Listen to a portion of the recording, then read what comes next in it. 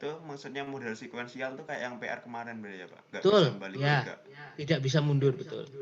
Oh iya, makasih ya. Ya. Masalah ini ya, apa namanya, seharusnya kan ini kan diadakan di kelas gitu kan ya. Kalau ini tidak online loh ya. Kalau ini tidak online itu kan berarti diadakan di kelas. Nah, kalau diadakan di kelas berarti harusnya bentar, saya menghilangkan ini. Kalau ini diadakan di kelas berarti harusnya saat ini juga Anda ngerjain 30 menit di awal. Jadi close book lagi ya kan. Harusnya itu tes kecil seperti itu. Jadi diadakan saat ini juga jam 7.30 sampai dengan jam 8 dikerjakan langsung di kelas 30 menit. Soalnya saya nggak tahu ya, pokoknya prinsipnya kami buatkan soal dan close book.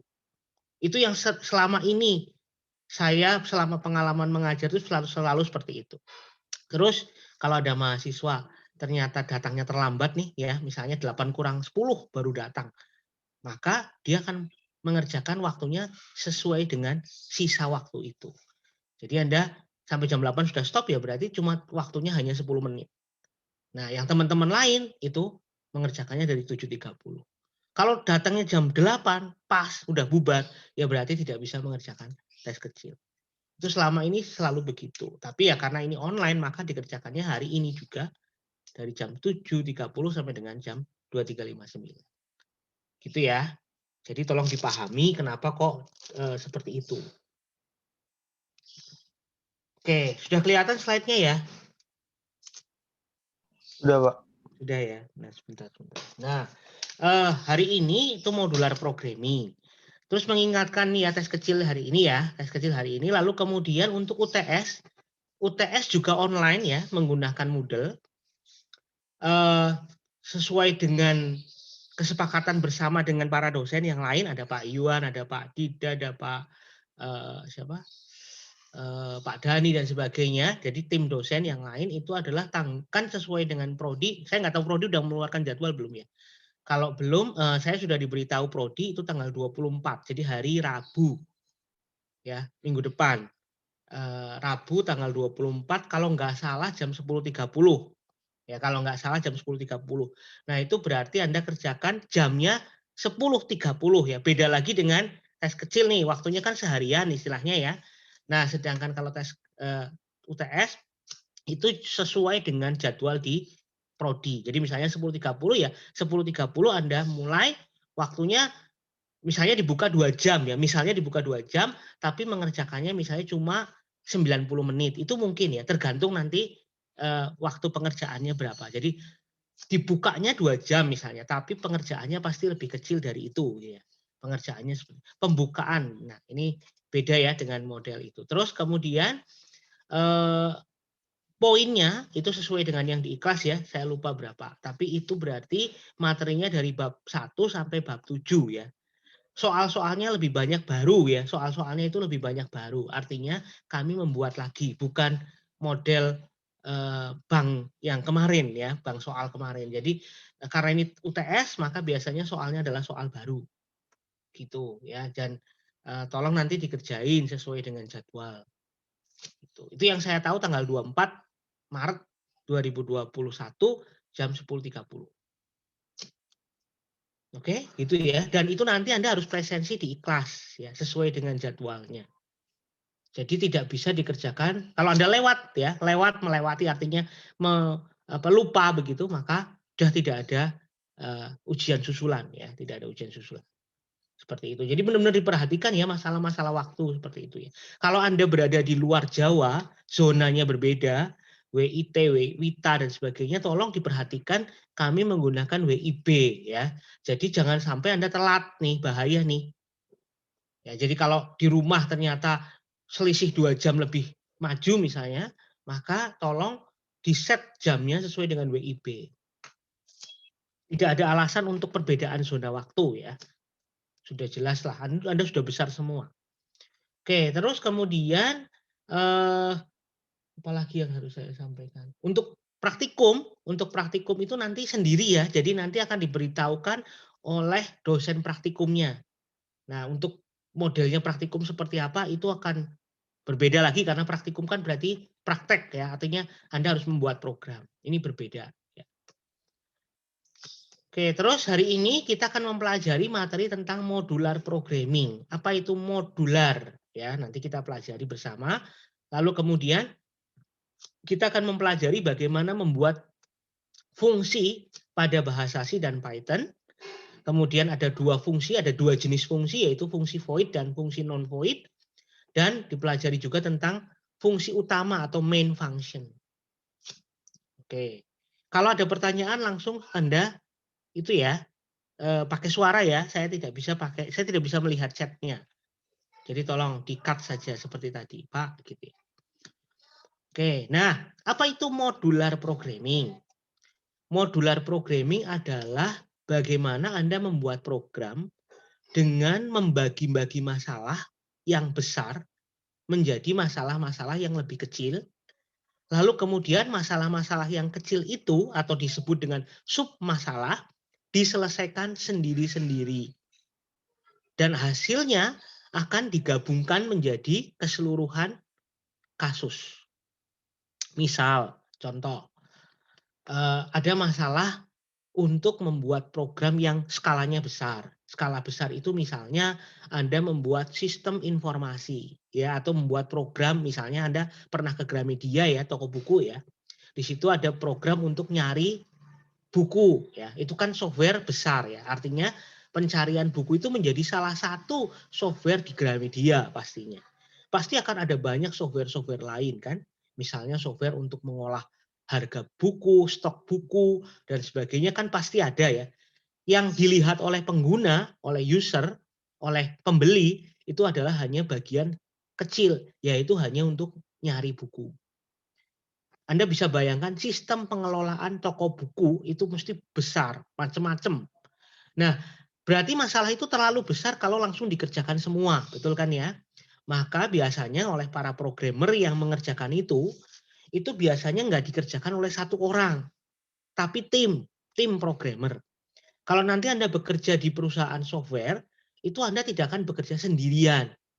Ya, jadi bekerjanya rame-rame. Bahkan satu tim bisa sampai ratusan orang. Contohnya Microsoft Office. Anda lihat Microsoft Word, Excel, dan sebagainya, itu dikerjakan oleh ratusan orang. Bukan cuma 1 atau 10. Loh, bagaimana sebuah software bisa dikerjakan rame-rame? Salah satunya ya, ada banyak cara. Ada salah satunya adalah dengan memecah masalah besar menjadi masalah kecil. Artinya, Anda hanya mengerjakan submodul. Anda hanya mengerjakan satu bagian kecil. Diberi tugas misalnya nih contoh nih. Ayo Anton, kamu kerjakan bagian untuk mengubah dari basis data dari database menjadi laporan dalam bentuk PDF. Jadi hasilnya itu teksnya misalnya nota begitu ya, lalu keluarnya nanti jadi PDF. Bisa di-download misalnya. Kamu cuma ngerjain itu aja. Dah, itu bagianmu. Nanti teman-teman yang lain ada lagi mengerjakan yang lain-lain. Kalau di Microsoft Office Anda bisa bayangin. Ada yang mengerjakan bagian save as misalnya. Ada yang mengerjakan bagian print, hanya untuk ngeprint saja. Pokoknya segalanya tentang printing. Ada bagian yang mengerjakan spelling checker, tahu ya spelling checker ya untuk mendeteksi ejaan benar salah dan sebagainya. Ada yang mengerjakan tentang bagian menu-menu desain misalnya. Bentuk-bentuknya seperti apa, ribbonnya seperti apa dan sebagainya. Ikon-ikonnya seperti apa. Nah, itu ada bagiannya sendiri-sendiri, Anda bisa bayangkan. Begitu masalahnya besar sekali maka dipecah-pecah. Nah, di dalam pemrograman seperti itu ya, yang memecah-mecah itu disebut dengan modular programming. Artinya programnya besar lalu dipecah-pecah menjadi modul-modul kecil yang harus diselesaikan sendiri-sendiri. Nanti digabung lagi menjadi satu. Sehingga nanti program utuhnya makin sudah yang besar itu akan selesai. Anda bayangkan analogi lain adalah kalau Anda harus menyapu sebuah ruangan yang besar sekali.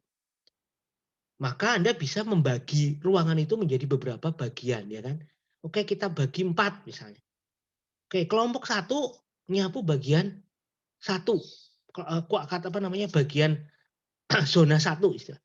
Lalu Kelompok 2 membersihkan zona 2. Kelompok 3 bersihin zona 3 misalnya seperti ini. Ini dibagi 4. Oke, nanti grup A kamu di sini ya, B di sini, C di sini, D. Kalau sudah selesai semua, tolong perhatikan waktunya, jadwalnya. Nanti sampai dengan jam 10 semua sudah selesai ya. Oke gitu. Ini dikerjain, ini dikerjain, ini dikerjain. Selesai semua. Ya udah rampung, selesai. Ya kan? Jadi saat pekerjaan besar menjadi ringan begitu. Nah, modular programming seperti itu juga. Implementasinya seperti apa? Implementasinya di dalam pemrograman yang paling kecil itu disebut dengan function atau fungsi. Bagian itu disebut dengan fungsi. Jadi kalau ini ada zona 4 ini, A, B, C, D, itu berarti fungsi A, fungsi B, fungsi C, dan fungsi D. Kenapa dinamakan fungsi? Karena setiap bagian melakukan fungsinya sendiri-sendiri. Misalnya, fungsi untuk menghitung luas, fungsi untuk menghitung keliling, fungsi untuk menghitung konversi dolar ke rupiah, fungsi untuk menghitung konversi dari database menjadi PDF, fungsi untuk spelling checker, fungsi untuk printing. Anda bisa melihat fungsi itu berarti sesuai dengan tugasnya. Di dalam bahasa C disebut dengan function. Di dalam Python disebut dengan def atau define. Define ya sebenarnya mendefinisikan. Define. Terus kemudian setiap function memiliki kegunaan yang spesifik. Pertanyaan mungkin, apakah boleh dalam satu fungsi ada 2 tugas? Apakah boleh dalam satu fungsi ada 10 tugas? Sebenarnya boleh jawabannya. Tapi kalau berdasarkan filosofinya, berarti ya bisa dibilang berarti bahwa sebaiknya sebuah fungsi itu satu saja tujuannya. Loh berarti kecil sekali dong Pak fungsinya. Iya, semakin kecil semakin baik. Paham sampai di sini ya? Semakin kecil semakin baik. Buat apa sih tujuannya? Biar salah satunya adalah mudah menemukan kesalahan. Mudah menemukan suatu bagian tertentu. Mudah mengubah bagian tertentu. Anda pernah di tahun 2000, waktu itu ya, di tahun 2000, itu terjadi namanya peristiwa yang mengguncang dunia, salah satunya adalah di komputer ya, salah satunya di bagian komputer, yaitu masalah tanggal. Tanggal dulu itu kan pakainya 2 digit ya. Anda tahu ya, DD, MM, YY. Anda bisa bayangin ketika tahun 2000 maka YY-nya menjadi apa? 00. 00 itu artinya tahun berapa? Tahun 1900. Itu error semua. Bisa dibayangkan? Nah, kalau waktu itu program komputernya tidak berbasis modular, maka sangat sulit untuk mengubah ini. Namun beberapa aplikasi sistem yang berbasis modular, maka ketika ada kesalahan seperti ini, maka yang diperbaiki hanya bagian apa? Date-nya saja. Yang lain tidak perlu. Karena sudah terpisah-pisah sendiri-sendiri, saling independen satu sama lain, tapi bisa bekerja sama. Paham ya? Semakin spesifik suatu fungsi, suatu modul, maka semakin baik. Karena berarti semakin khusus. Kalau ada kesalahan, maka cuma di situ saja yang diperbaiki. Kalau Anda mencari sesuatu yang spesifik, maka cuma di situ saja ketemu jawabannya. Tidak akan di tempat lain. Bisa dimengerti teman-teman? Oke? Paham ya? Nah, berarti untuk memperbaiki waktu ini adalah tahun 2000 Anda tinggal mengubah menjadi 4 digit gitu ya. Nah, ya yang diperbaiki hanya date-nya aja, yang lain nggak perlu. Gitu. Karena sudah modular. Kalau tidak modular, maka menyatu semuanya. Nah, kalau menyatu berarti ada bagian yang diubah, maka bagian lain harus berubah juga. Nah, ini berbahaya. Sulit untuk mengubah seperti itu. Gitu ya. Nah, yang kedua adalah selain memudahkan pencarian, memudahkan menemukan kesalahan, yang berikutnya adalah memudahkan untuk digunakan kembali atau disebut reusable. Contoh, Anda sudah membuat fungsi untuk menghitung bilangan prima. Mengetahui itu bilangan prima atau bukan. Ini bilangan ini itu prima apa bukan. Misalnya satu itu prima apa bukan. 2 itu prima atau bukan. Itu Anda buat fungsinya. Lalu suatu saat di suatu kasus lain, di suatu proyek lain dibutuhkan cara untuk mengecek bilangan prima atau bukan. Anda ingat bahwa saya pernah buat, maka saya tinggal cari saja fungsi yang sudah pernah saya buat, saya kopas mungkin, atau saya panggil, atau saya include-kan, atau saya importkan, maka saya tinggal pakai lagi. Bisa dimengerti? Tidak perlu buat lagi.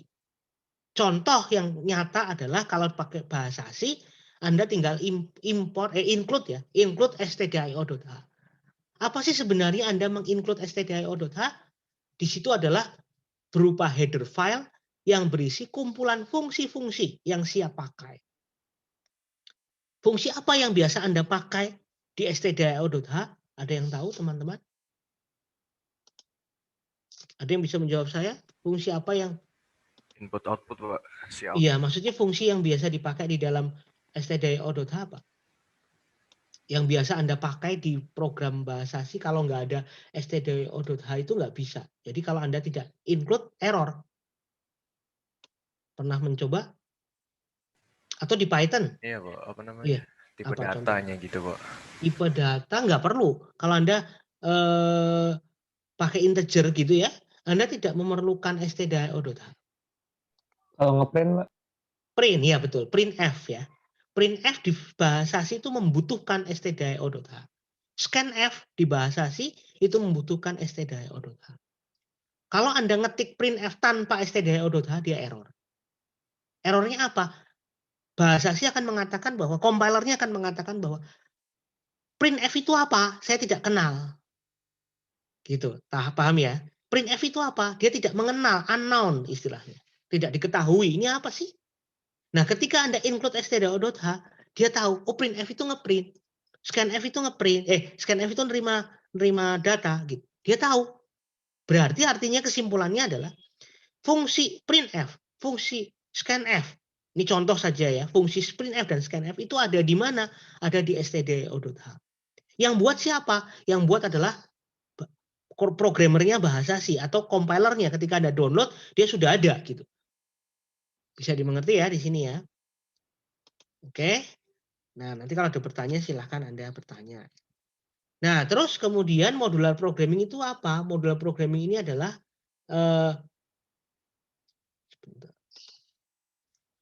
merupakan paradigma pemrograman yang pertama kali dikeluarkan pada tahun 1968 ya di Information and System Institute. Salah satu tokoh modular programming adalah Larry Constantine. Nah, pemrograman modular ini merupakan teknik di dalam pemrograman di mana program besar dibagi menjadi bagian-bagian kecil. Oke ya. Keuntungannya adalah program menjadi lebih pendek. Pendek dari mana? Pendek ketika program utamanya dibuat. Bukan program fungsinya. Program fungsinya kan sama. Anda bayangkan aja. Ada program 1000 baris. 1000 baris ya, 1000 line of code. Terus kemudian Anda cut 10 baris, cut 100 baris, dipindah ke file lain. Kan sama aja toh. Ya enggak? Artinya 10 baris itu kan sama aja. Kalau di-cut kan enggak pendek maksud saya. Tapi bagian program utamanya, program program mainnya menjadi sangat pendek. Karena cuma tinggal panggil-panggil fungsi. Contohnya coba bayangkan. Kode printf, selama ini Anda tidak pernah tahu kan bagaimana sih printf itu dibuat. Kodenya seperti apa printf itu. Scanf itu kayak apa sih? Programnya, source code-nya, kan kita nggak pernah tahu. Tapi di program utama kita cukup panggil satu baris printf. Kita cukup panggil scanf. Ya kan? Tapi kode programnya Anda tidak tahu kan? Kode program scanf-nya itu kayak apa sih? Printf itu kode programnya seperti apa tidak tahu. Mungkin dia panjang. Kalau panjang mungkin 10 baris bisa. Anda bayangkan 10 baris itu harus Anda tulis ulang berkali-kali. Padahal melakukan hal yang sama. Panjang banget kode program kita. Untungnya dengan menggunakan fungsi kita tinggal printf, pendek. Ya enggak? Jadi jauh lebih pendek. Dan program menjadi lebih mudah dimengerti, mudah dibaca karena pendek, ringkes. Mudah didokumentasikan. Dan yang paling penting adalah mudah mencari kesalahan. Errornya itu lebih mudah ditemukan. Oke. Fungsi ada di bagian mana menurut Anda? Biasanya fungsi itu biasanya ada di bagian proses. Programming selalu input, proses, output. Walaupun input bisa dibuat fungsi juga, tapi jarang. Walaupun output bisa dibuat fungsi juga, tapi jarang. Biasanya paling banyak fungsi itu berada di bagian proses. Contohnya adalah menghitung faktorial, menghitung luas, menghitung keliling, mengkonversi mata uang rupiah ke dolar, mengkonversi data ke PDF. Gitu ya, Anda bisa mencari data, mengalihkan, dan sebagainya. Jadi biasanya berupa rumus-rumus atau perhitungan yang dibuat dalam fungsi tersendiri. Paham ya? Contoh nih, contoh. Saya lupa. Kalau rumusnya sih saya lupa ya. Anda pernah tahu ini ya, NPR nih ya. NCR ya kalau nggak salah gini. Permutasi dan kombinasi nih. Ya matematika kan. Sebuah permutasi dan kombinasi ini di dalamnya ada faktorialnya. Jadi untuk bisa menghitung permutasi itu harus pakai faktorial. Anda bisa bayangkan, padahal permutasi itu sendiri sudah ada rumusnya. Sedangkan kombinasi juga ada rumusnya. Di dalam kombinasi dan permutasi ada faktorial lagi. Jadi untuk bisa menghitung permutasi dan kombinasi butuh faktorial. Berarti artinya butuh fungsi lain. Bayangkan kalau faktorialnya belum Anda buat. Berarti Anda harus membuat banyak sekali gitu, berulang-ulang. Paham ya di sini ya? Berulang-ulang. Sangat menyebalkan, kode program menjadi panjang sekali. Dengan menggunakan fungsi maka jadi lebih pendek, jadi lebih mudah dipahami. Gitu ya. Satu fungsi memiliki satu tugas. Diusahakan seperti itu. Satu fungsi memiliki satu tugas. Walaupun fungsi itu hanya satu baris. Tapi tugasnya satu. Kadang-kadang terlalu singkat fungsinya. Gitu ya. Tapi dengan menggunakan yang semakin singkat itu malah semakin baik. Jadi jangan malas membuat fungsi. Oke. Keuntungan fungsi adalah dapat melakukan pendekatan top down dan divide and conquer. Top down itu berarti penelusuran dari atas ke bawah, penelusuran dari main ke dari umum ke khusus begitu ya, dari main atau program utama ke program yang lebih detail. Lalu kemudian bisa membagi program menjadi lebih kecil. Divide and conquer. Artinya kalau Anda pernah main game ya biasanya ya, strategi kan. Oke, programnya itu dibagi-bagi aja. Kamu ngerjain ini, bagian ngerjain ini gitu ya. Atau main game juga seperti itu. Kamu ngerjain ini dulu, kamu ngerjain ini dulu. Itu namanya divide and conquer. Strategi membagi-bagi masalah dan kemudian untuk setiap pembagian itu, untuk setiap bagian itu di-conquer, diselesaikan masing-masing. Gitu ya. Terus kemudian kode program menjadi pendek, mudah dibaca, mudah dipahami, dapat dikerjakan oleh banyak orang. Kamu ngerjain bagian konversi suhunya, kamu kerjain bagian tampilannya, kamu kerjain bagian tanggalnya, kamu kerjain bagian spelling checkernya, kamu kerjain bagian save-nya. Nanti kalau sudah jadi kumpulin ya, jadi satu. Bisa dipahami di situ ya. Makanya Microsoft Office bisa dikerjain sampai ratusan orang. Mereka tidak menggunakan satu komputer yang sama terus kemudian keyboardnya sama, bukan. Nggak mungkin bisa ya, satu komputer dipakai oleh satu orang. Tapi mereka tuh ngerjain sendiri-sendiri lalu kemudian digabungkan. Tentu harus ada standarisasi. Nggak bisa sembarangan nulis gitu ya. Jadi harus ada standarisasi, harus ada framework yang sama. Kalau Anda menggunakan framework yang sama, kerangka kerja yang sama, maka bisa. Tapi kalau tidak ada standarnya, ya nggak mungkin jadi. Anda buatnya ke kiri, ada yang buat ke kanan gitu. Nanti nggak jadi. Oke. Jadi nanti Anda belajar itu di mana? Di RPL atau rekayasa perangkat lunak. Itu nanti diajari metode-metodenya. Oke, sudah. Kesalahan bisa diminimalisasi dan mudah dicari. Modifikasi program dapat dilakukan dalam satu bagian saja, tanpa mengganggu bagian yang lain. Kalau yang error atau yang salah adalah bagian tanggal, tadi ya, DD ya, maka tinggal diubah aja menjadi YY ya tadi ya, YY diubah menjadi YY 4 kali. Yang lain nggak usah. Gitu ya. Jadi Anda bisa bayangkan contoh yang lebih real ya, mungkin ya. Anda itu kan sering mainan apa? Laptop, kemudian koneksi internet gitu ya.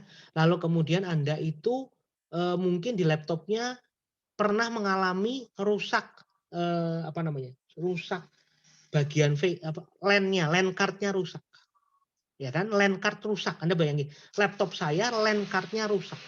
Misalnya loh, kena petir misalnya atau jatuh. Anda kan bingung, waduh laptop saya jadi nggak bisa internetan nih. Wifi-nya kurang bagus, saya harus pakai LAN card, harus pakai kabel. Tapi rusak. Lalu gimana? Anda bisa beli kan peralatan sendiri pakai USB base gitu ya, LAN card to USB. Apakah ketika Anda membeli peralatan modul itu, LAN card ke USB, Anda harus ganti laptopnya? Enggak perlu kan? Anda cukup dengan mencolokkan perangkat itu yang baru itu ke USB Anda, sama fungsinya, sama kegunaannya dengan apa tadi? Dengan yang Anda punya, yang LAN card yang sudah rusak itu, gitu, ya kan? Dengan mudahnya Anda menggantinya. Sama. Jadi ketika ada kerusakan, ada error, maka dengan mudah Anda bisa gantikan, gitu. Mudah Anda perbaiki. Tidak perlu mengubah semuanya. Itu karena modularitas. Menarik ya teman-teman? Jadi itu analogi yang paling kelihatan, komputer, peralatan, perangkat gitu ya. Seperti itu. Terus kemudian fungsi menjadikan program menjadi strukturnya jelas. Program menjadi strukturnya lebih jelas karena lebih bersih. Terus kemudian fungsi bisa digunakan berkali-kali. Reusable tadi ya. Lalu mempermudah dokumentasi. Oke, ini mungkin nggak usah terlalu panjang untuk teorinya. Nanti Anda bisa baca sendiri. Yang penting adalah fungsi harus bisa digunakan kembali. Terus sifat-sifat fungsi yang baik adalah satu, memiliki fan-in tinggi. Ini hanya istilah. Semakin sering suatu fungsi dipanggil, semakin baik. Artinya kalau bisa, kalau Anda membuat fungsi, maka fungsinya itu harus sering dipakai. Kalau cuma dipakai satu kali, mungkin tidak perlu dibuat dalam bentuk fungsi, betul nggak? Karena program itu hanya pakai satu kali aja. Tapi contoh pada kasus tadi, ini ya, yang NPR tadi ya, permutasi ini, maka faktorialnya itu dipakai 2 kali atau 3 kali gitu. Artinya nggak rugi Anda buat fungsi faktorial, karena dipakai berulang-ulang. Fan in-nya tinggi. Lalu nilai fan out harus rendah. Rendah itu artinya semakin spesifik suatu fungsi, semakin rendah nilai fan out-nya. Semakin spesifik suatu fungsi, maka semakin rendah fan out. Kalau fungsi itu ternyata melakukan 3 hal, berarti nilai fan out-nya makin tinggi. Tapi kalau fungsi itu hanya melakukan 1 hal, maka fan out-nya rendah. Yang terakhir adalah harus memiliki self-content yang tinggi. Artinya fungsi itu harus memiliki kemampuan untuk memenuhi kebutuhannya sendiri. Fungsi itu harus independen. Ini istilah lainnya adalah independen. Independen. Harus merdeka, bebas. Tidak tergantung dari yang lain. Begitu ya teman-teman. Ada pertanyaan sampai di sini? Belum? Masih belum ada. Belum, Mbak. Belum, oke. Karena belum real kan, belum implementasinya kayak apa. Nah ini nanti. Dalam membuat suatu fungsi yang perlu diperhatikan adalah, pertama, kalau fungsi itu Anda buat, maka fungsi itu sama seperti program. Fungsi adalah bagian dari program. Maka fungsi harus menerima input, proses, output juga. Dari sisi program besar, program utama, memang ada input, proses, output. Di dalam fungsi pun ada input, proses, output. Contoh, fungsi untuk menghitung luas segitiga. Bedakan dengan program menghitung luas segitiga. Jelas, saya perhatikan saya ulangi. Bedakan antara program menghitung luas segitiga dengan fungsi menghitung luas segitiga. Bedanya di mana? Program membuat program untuk menghitung luas segitiga itu adalah keseluruhannya. dari awal sampai akhir. Lengkap. Itu namanya program. Tapi kalau fungsi itu hanya bagiannya saja. Nah, pertanyaannya, kalau fungsi itu menghitung luas segitiga, maka supaya fungsi itu independen, supaya fungsi itu merdeka, maka harus apa? Yang pertama, pertanyaan yang harus Anda buat adalah, apa data yang harus saya terima sebagai input dari fungsi itu? Apa data yang harus saya ambil, apa data yang harus saya miliki sebagai sebagai input dari fungsi itu? Jelas-jelas fungsi itu disebut dengan fungsi menghitung luas segitiga. Saya tulis di sini. Luas segitiga. Kalau fungsi itu menghitung luas segitiga, Anda tahu rumusnya yaitu setengah kali alas kali tinggi. Maka yang dibutuhkan untuk fungsi itu biar bisa jalan adalah alas dan tinggi. Oke, saya tidak tahu bagaimana programnya mengambil datanya.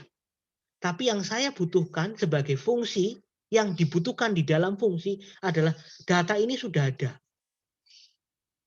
Bisa dimengerti? Bedakan dengan program. Kalau program itu lengkap. Berarti program itu urusannya ngambil nilainya. Jadi misalnya masukkan alas, masukkan tinggi. Silahkan masukkan alas, silahkan masukkan tinggi. Itu ada di mana? Ada di program. Ketika sudah diperoleh, sudah didapat angkanya, ada di variabel A sama T misalnya. Ada di ini variabel A sama T. Maka bagaimana A sama T itu masuk ke dalam fungsi itu adalah urusan fungsinya. Bagaimana A sama T itu diterima di dalam fungsi itu adalah urusan fungsinya. Jelas ya? Bukan bagaimana cara menerima inputnya. Beda ya. Kalau menerima input di Python kan print, lalu input gitu kan. Atau di C berarti print F, scan F itu urusan program. Tapi sudah saya dapetin angkanya, alas sama tingginya udah saya dapetin. Lalu kemudian bagaimana menerima input di fungsinya. Berarti saya harus mengirimkan nilai itu, A sama T itu, ke dalam fungsinya. Perhatikan kata kuncinya, saya harus mengirimkan nilai A dan T yang sudah diterima oleh program ke dalam fungsi yang kita buat. Udah ya. Lalu kemudian, kalau sudah diterima, berarti prosesnya bagaimana? Prosesnya berarti tinggal Anda tampung sebagai data baru, alas dan tinggi misalnya. Terus kemudian algoritmanya adalah setengah kali alas kali tinggi. Jadi bisa dibilang ini ya, ini saya tulis ya. Ini program. Program ini nerimanya A sama T. Ini input ya. Ini maaf tulisannya jelek tapi seperti ini input ya, ini input. Lalu ini fungsi. Fungsinya alas sama dengan A, tinggi sama dengan T. Lalu luas sama dengan setengah kali alas kali tinggi. Beda dengan A sama T. Bisa dimengerti? Beda dengan A sama T. Ini adalah alas dan tinggi. Jadi program dengan fungsi itu terpisah.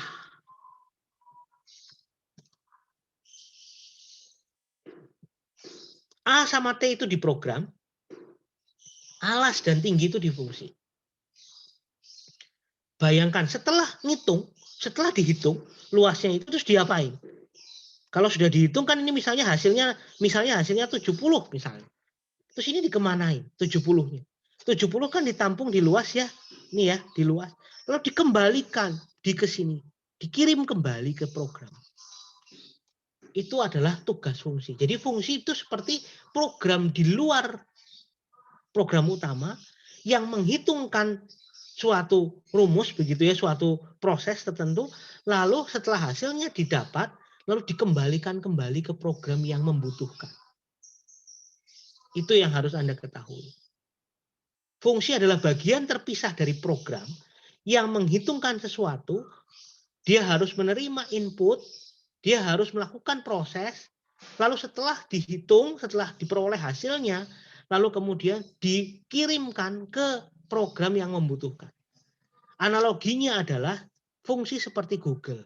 Kita sebagai manusia, kita user, kita butuh informasi yang perlu dilakukan oleh Google. Maka caranya adalah kita mengirimkan data, misalnya Anda mencari data, search gitu ya. Lalu prosesnya ada di Google. Setelah prosesnya di Google selesai, dikembalikan ke user lagi, usernya nerima hasilnya.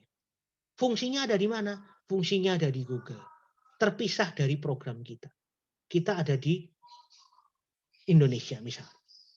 Bisa dibayangkan itu logika itu hanya analogi saja. Fungsi itu terpisah dari program utamanya.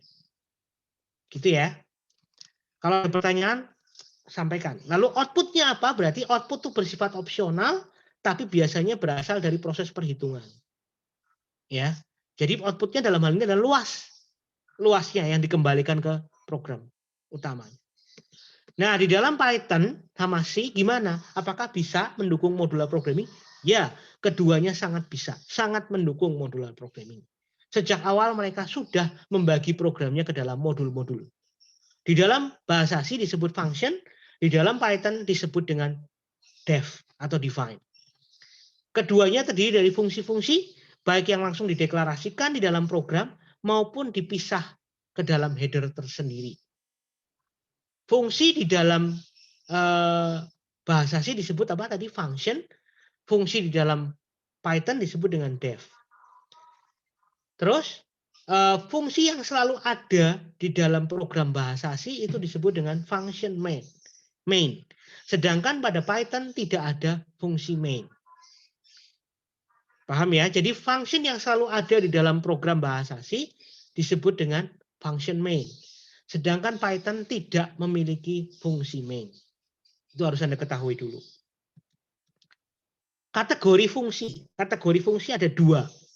Fungsi itu ada dua. Yang pertama adalah fungsi bawaan atau yang disebut dengan standard library function. Yang kedua adalah fungsi buatan sendiri atau disebut dengan programmer defined function. Standard library function berarti fungsi-fungsi yang sudah tersedia sejak Anda install programnya. Contohnya pada bahasa C sudah ada fungsi printf, sudah ada fungsi scanf. Contohnya gitu ya. Python juga punya, yaitu input, print, tapi tidak membutuhkan include. Bedanya di situ ya. Sedangkan bahasa C membutuhkan include. Python butuh include kapan? Python butuh import kapan? Kalau Anda membutuhkan yang lebih advance lagi. Misalnya untuk merandom kalau nggak salah ya. Lalu kemudian membutuhkan ketika Anda harus menggunakan library lain pihak ketiga. Library tambahan yang banyak sekali. Nah, itu adalah standar library function. Berarti fungsi bawaan yang siap pakai, yang siap dipanggil kapan saja. Tujuannya fungsi print apa? Spesifik sekali, yaitu untuk menampilkan di layar. Tujuannya fungsi scanf apa? Tujuannya spesifik sekali, yaitu untuk menerima input. Tujuannya fungsi sinus apa? Untuk menghitung sinus. Tujuannya fungsi pow itu power ya. Pow itu adalah untuk memangkatkan dua buah bilangan. Tujuan fungsi biasanya spesifik, jelas. Gitu ya. Nah, kalau programmer define berarti dibuat sendiri. Nah, alpro atau algoritma pemrograman itu adalah bagian yang kedua. Berarti kita akan membuat fungsi sendiri. Bukan pakai yang bawaan. Bawaan itu otomatis gitu ya. Tapi programmer define itu lebih penting karena di sini Anda belajar. Maka Anda harus bisa membuat fungsi sendiri. Baik di dalam bahasa C maupun di Python. Contoh kasus.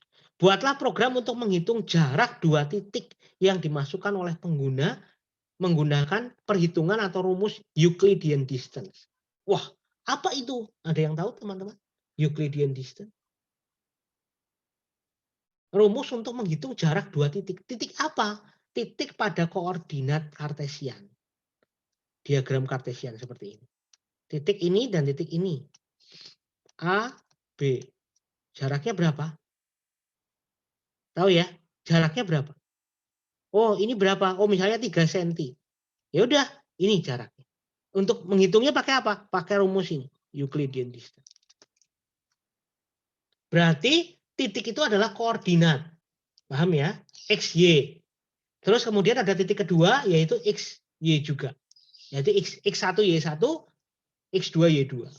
Euclidean distance gimana rumusnya? Nanti kita lihat. Oke. Pahami deskripsi masalah. Bagian inputnya apa? Inputnya berarti ada 2 titik. 2 titik berarti ada X1, Y1, X2, Y2. Prosesnya bagaimana? Prosesnya adalah hitung dengan rumus Euclidean distance. Dalam hal ini, Anda tidak perlu harus tahu rumusnya, maksudnya dalam hal ini, karena ini kasusnya Alpro ya, bukan kasus matematika, maka Anda bisa cari di Google, rumus Euclidean distance kayak apa. Kalau sudah ketemu, maka tinggal, oh ini seperti ini rumusnya, Anda langsung coding ke Python atau C, rumus itu dibuat coding programnya. Begitu ya. Lalu kemudian outputnya bagaimana? Outputnya adalah hasil dari perhitungan Euclidean. Ini masalahnya seperti itu. Oke, nah sekarang pada bahasa Python, ini contohnya, ya inputnya langsung sekalian 2 nih, X1, Y1, input dot split. Itu artinya adalah langsung di split berdasarkan spasi ya. Berdasarkan spasi, nanti otomatis X1-nya akan masuk ke X1 dan Y1-nya akan masuk ke Y1. Karena di split. Lalu kemudian X2 dan Y2 juga sama, bisa langsung di split. Kalau sudah, ditampilkan dulu, udah betul apa belum X1 sama Y1-nya. Baru sekarang akan menghitung jarak. Jarak pertama kali dibuat 0 dulu, ya supaya istilahnya inisialisasi begitu ya. Lalu nanti di akhir print jaraknya sama dengan berapa. Pertanyaan yang ada adalah, yang belum ada di bagian ini yang apa, teman-teman? Yang belum ada di sini apa? Yang belum ada adalah perhitungan jarak. Ini belum ada, betul enggak? Bagaimana sih menghitung jaraknya? Oke, sampai sini jelas? Nah, terus prosesnya belum berarti. Bagaimana? Kalau dalam bahasa C sama, pertama harus include dulu stdio.h, lalu masukkan X sama Y-nya, X1, Y1 ya. Perhatikan ini pakai %D ya. Lalu pakai dan ya, karena apa? Karena ini adalah bilangan. Lalu X2 dan Y2 juga sama. Lalu prosesnya belum tahu, jaraknya ditampilin. Kenapa pakai %2F? %2F itu karena artinya adalah float, koma-koma ya. Berarti tampilannya itu berupa koma. Dan 2F itu artinya adalah 2 angka di belakang koma. Gitu. 2 angka di belakang koma. Misalnya 2,50. 7,50. Ada 2 angka di belakang koma. Dibulatkan otomatis. Jadi yang belum ada adalah proses perhitungan jaraknya. Sampai sini jelas? Ada yang mau bertanya? Enggak ada? Oke, terus sekarang konsentrasi ke untuk menghitung jarak 2 titik. Oke. Tadi kita tahu bahwa kita sedang belajar fungsi. Maka perhitungan untuk menghitung jarak 2 titik kita akan membuat dalam bentuk fungsi. Oke. Nah, untuk menghitung dalam bentuk fungsi maka dibutuhkan apa tadi teman-teman? 1 input, 2 proses, 3 output. Berarti dalam hal ini inputnya apa teman-teman? Ada yang mau sharing? Inputnya apa? X1, Y1 sama X2, Y2-nya. Oke, X1, Y1, X2, Y2. Loh kok sama dengan yang tadi? Sama dengan input yang di depan tadi, kenapa ya? Ini loh, kok sama dengan yang ini? Apa bedanya dengan yang ini? Apa teman-teman?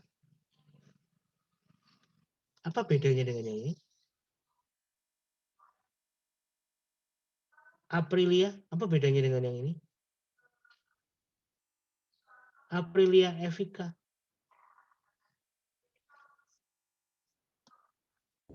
Ya, Pak. Menurut kamu bedanya apa? Kan tadi teman Anda bilang inputnya adalah X1, Y1, X2, Y2. Loh, terus bedanya apa dengan yang depan ini? Ini kan juga X1, Y1, X2, Y2 kan? Menurut kamu apa?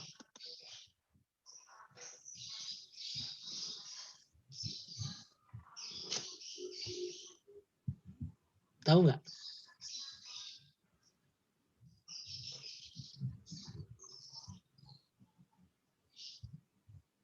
Oi, Aprilia, tahu nggak? Enggak. Nggak tahu. Nggak ada teman yang tahu? Mau coba jawab? Kalau yang ini untuk inputan user, Pak. Inputan program ya, inputan Ya, program dari user, betul. program. Terus? Kalau yang di fungsinya Ya. untuk proses untuk perhitungannya, Pak. Oke, betul ya. Jadi sama kayak yang ini. Bentar, saya akan kembali ke yang sama kayak yang mana tadi? Nah, sama kayak yang ini. A sama T itu ada di program, sedangkan di fungsi alas dan tinggi. Walaupun sebenarnya isinya sama. Oke, jadi betul jawabannya. Ini X1, Y1 di sini, yang pertama ini adalah untuk inputan dari user. Sedangkan yang saya tanyakan tadi, gambar ini, itu adalah untuk fungsinya. Bisa dimengerti ya? Nah, kenapa gambarnya seperti ini? Gambar seperti ini artinya adalah X1, Y1, X2, Y2. Nah ini apa? Yang Jarak. bawah ini. Hah? Jarak, Wal. Ya. Jarak, betul. Ini adalah jarak. Nah yang di dalam sini apa? Rumus. Oke. Fungsi sama seperti program. Jadi logikanya sama, cara ngerjainnya sama. Oke, kita next. Misal 2 dan 3 ini ya. Jadi X1-nya 2, Y1-nya 3, X2-nya 5, Y2-nya 7. Dengan data 2, 3, 5, 7, maka tolong hitung berapa jaraknya. Berarti kalau di dalam diagram kartesian seperti ini ya. 2,3 ini 1, 2, 2,3, 1, 2, 3. Berarti di sini ya, itu adalah A. Lalu 5,7. 3, 4, 5. 5 di sini. 4, 5, 6, 7. Anggap di sini. Di sinilah ya, B. Di sini Anda cari garisnya. Seperti itu. Berapa panjangnya? Kalau di zaman SD saya pakai penggaris. Oke. Nah, Euclidean distance dari titik 2,3 dan 5,7 adalah, mari kita lihat jaraknya 5. Bagaimana menghasilkan angka 5 atau jarak 5? Berarti ternyata sudah dicari di Google. Rumusnya adalah akar dari X1 dikurangi X2 kuadrat ditambah Y1 dikurangi Y2 kuadrat. Loh kok aneh? X1 kurangi X2 kan bisa negatif. Ingat itu dikuadratkan. Berarti tidak akan pernah negatif. Ya kan? Tidak akan pernah negatif ya karena dikuadratkan. Terus di akar. Oke, berarti ini sebenarnya sama seperti sisi miring. Ya kan? Sebenarnya merupakan sisi miring, rumus sisi miring. A kuadrat plus B kuadrat di akar. Sama atau sebenarnya Euclidean distance. Lalu dengan rumus itu hasilnya nanti dikeluarkan sebagai jarak. Jelas di sini?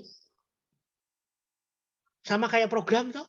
Bedanya adalah di dalam fungsi biasanya tidak ada input, tidak ada scanf, biasanya tidak ada. Input sama scanf-nya ada di mana? Di program utama. Jelas ya di sini ya. Dah. Nah, ini adalah rumusnya contohnya.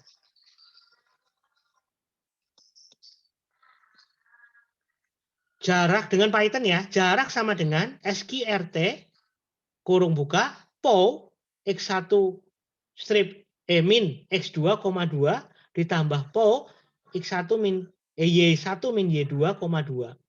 Jangan lupa kurung. terus di-outputkan, nih ya. Terus cara implementasinya adalah mat.sqrt, mat.po, mat.po. Berarti di sini ada mat. Mat itu artinya Anda harus mengimport mat. Ya, mengimport mat. Nah, di sini ternyata Anda butuh import, butuh library pihak ketiga. Kalau Anda cuma pakai mat.sqrt saja, biasanya tidak bisa. Maka Anda harus import. Gitu ya. Oke, sudah jelas di sini. Sekarang ada bagian-bagian di dalam fungsi. Yang pertama def, itu adalah fungsinya. Dan ini disebut dengan return type. Dalam hal ini tidak ada returnnya, tidak ada kembaliannya. Di awal ya, di bagian sini itu tidak ada informasi tentang return apa gitu ya, tidak ada. Mengapa? Karena Python tidak memiliki tipe data. Jadi sebenarnya dia return, dia mengembalikan sesuatu, yaitu mengembalikan nilai hasilnya ini. Tapi di dalam deklarasi fungsinya ini tidak ada informasi tentang akan ngembaliin atau tidak. Kalau di bahasa sih kelihatan banget bahwa ini akan mengembalikan atau tidak. Tapi di Python tidak kelihatan. Semuanya cuma def. Gitu aja. Di semua fungsi akan sama, def. Tidak terlihat sebenarnya dia return apa enggak. Lalu Euclidean itu adalah nama fungsinya. Oke, ini nama fungsinya. Lalu bagian yang ada kurung terus kemudian X1, Y1 dan sebagainya itu adalah parameter fungsi. Parameter fungsi ini biasanya berupa inputan fungsi. Berarti ada 4 variabel inputan yang dimasukkan ke dalam fungsi Euclidean. Ada 4 variabel input yang dimasukkan ke Euclidean. Yaitu X1, Y1 dipakai ya di sini. X2, Y2 juga dipakai. Oke. Rumusnya sebentar, sorry. Yang benar X1, Y1. X1, oh berarti salah ya ini rumusnya, sorry. Ini salah, salah itu, bentar. Ini discard dulu ya. Bentar. Nah ini salah. Ini harusnya X ya. Ini Y. Salah rumus. Oke, seperti itu ya. Jelas, lalu kemudian ini adalah rumusnya, perhitungannya. Terus return value-nya. Ngembaliin hasil. Kemana ngembaliin ini? Kembali kemana? Ke program utamanya. Oke, ke program utamanya. Nah ini dalam bahasa C. Dalam bahasa C tidak membutuhkan mat dot gitu ya, tidak. Tapi lihat, tidak ada def di sini. Yang ada adalah tipe data. Kalau di Python tadi def. Oke, define.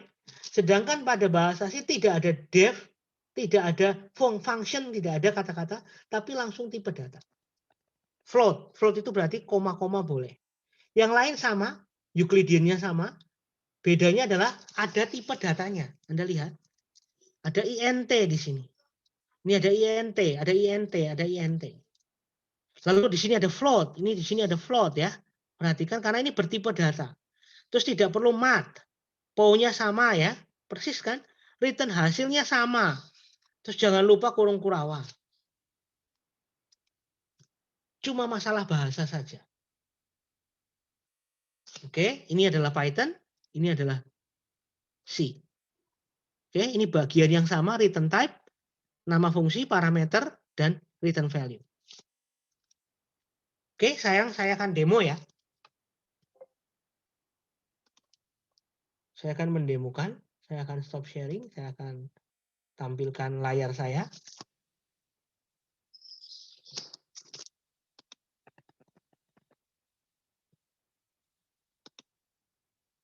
Oke, layar sudah kelihatan ya. Ini ya, saya pakai bahasa Python dulu. Ini saya hapus yang lama. Oke, saya akan menerima input dulu. Ini program utamanya. Saya tulis di sini main. Karena tidak ada main, maka saya lakukan saja. X1, Y1 sama dengan input gitu ya.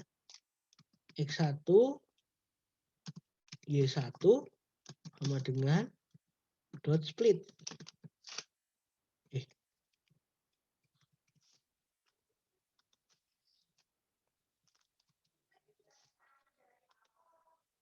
Terus ini harusnya diubah, nanti keubah ke value ya.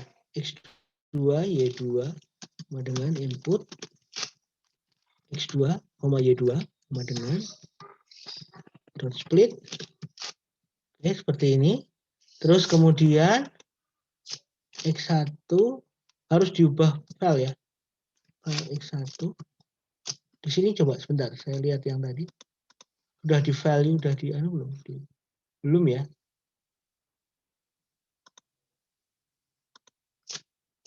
Kok file sih? Apa?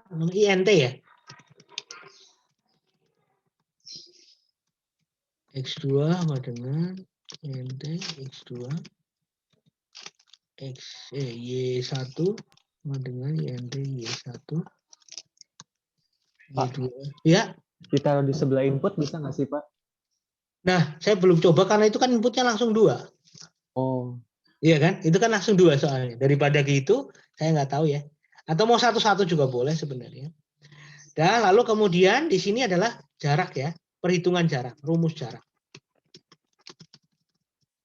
Terus nanti di sini adalah output. Outputnya berarti print jarak, jarak sama dengan koma jarak. Nah, jaraknya dibuat dulu di sini, di sebelumnya ya. Berarti di sini jarak sama dengan 0. Begitu ya. Terus kemudian rumus jarak ini Anda buat di atas.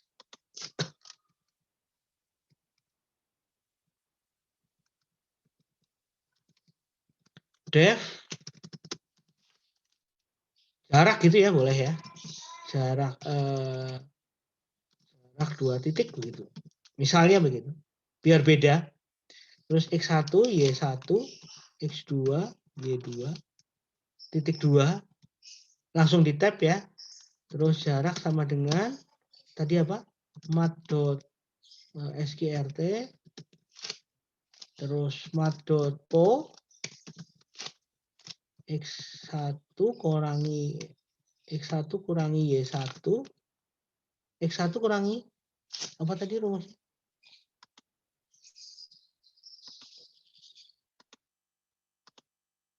X1 kurangi X2. X1 kurangi X2. Koma 2. Oke, terus koma 2. Terus ditambah mat.po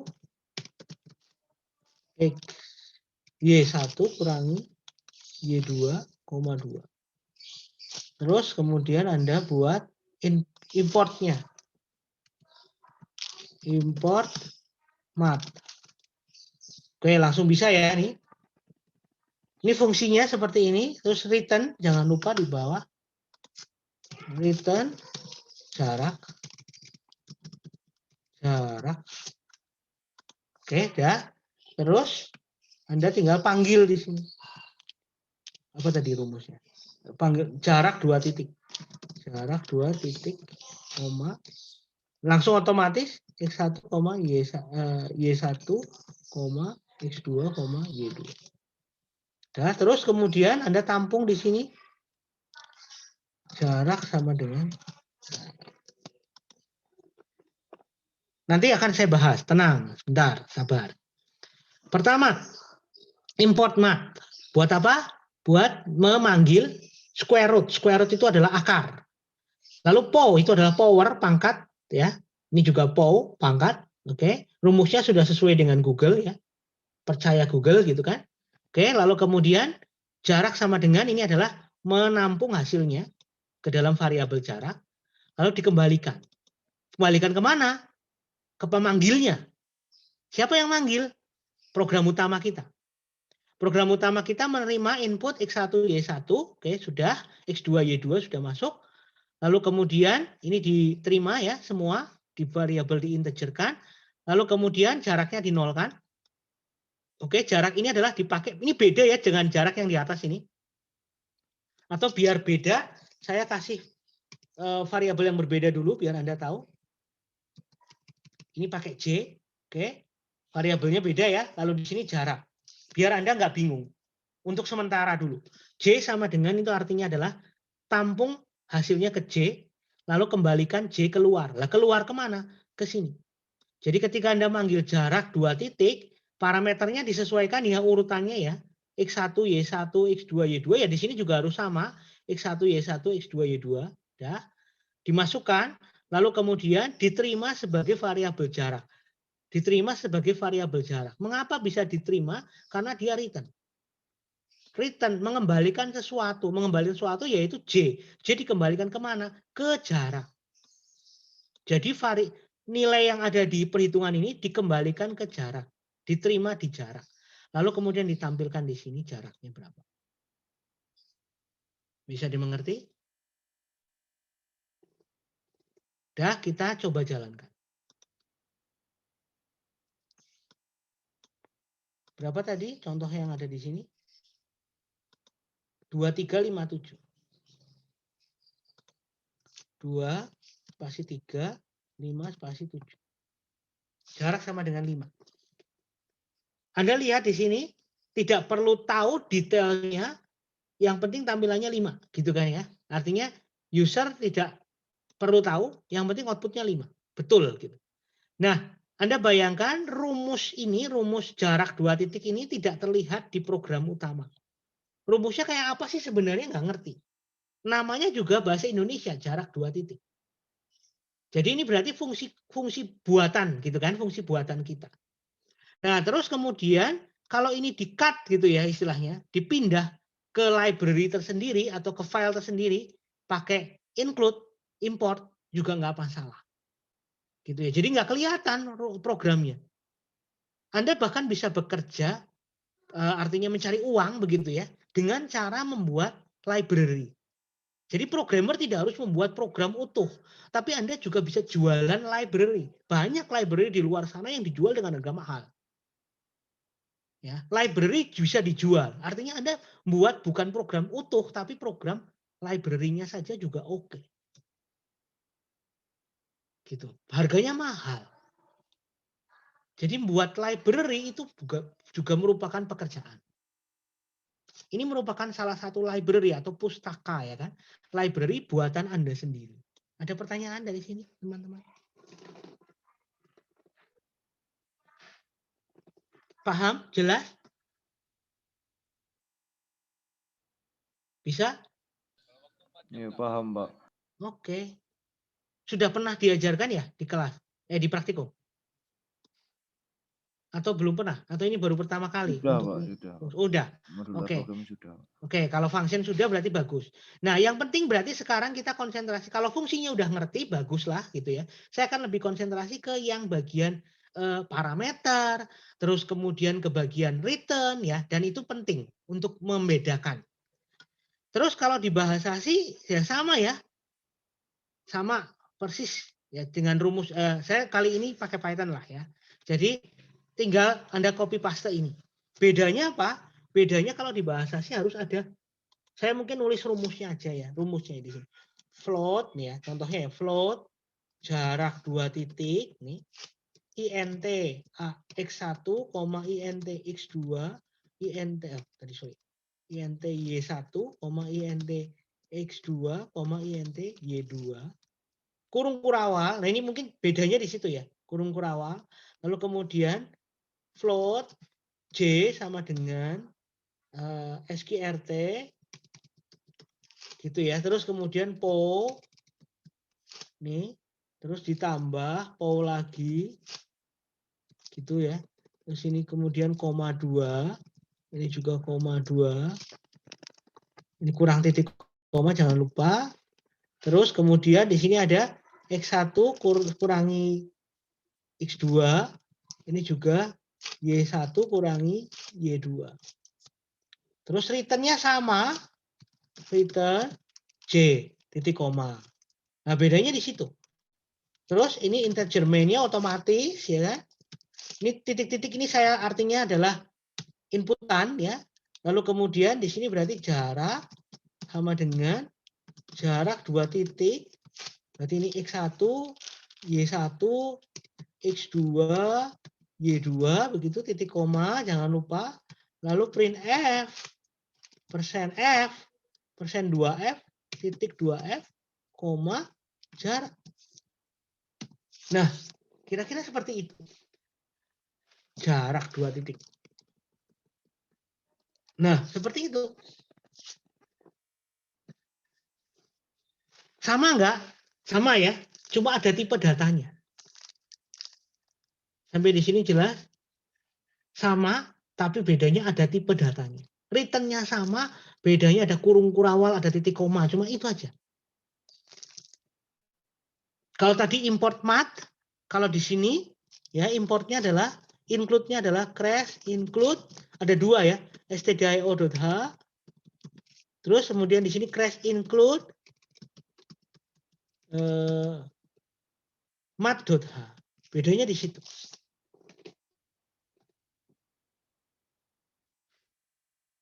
Bisa ya? Jadi Anda perhatikan ini perbedaannya. Oke, saya kembali ke slide.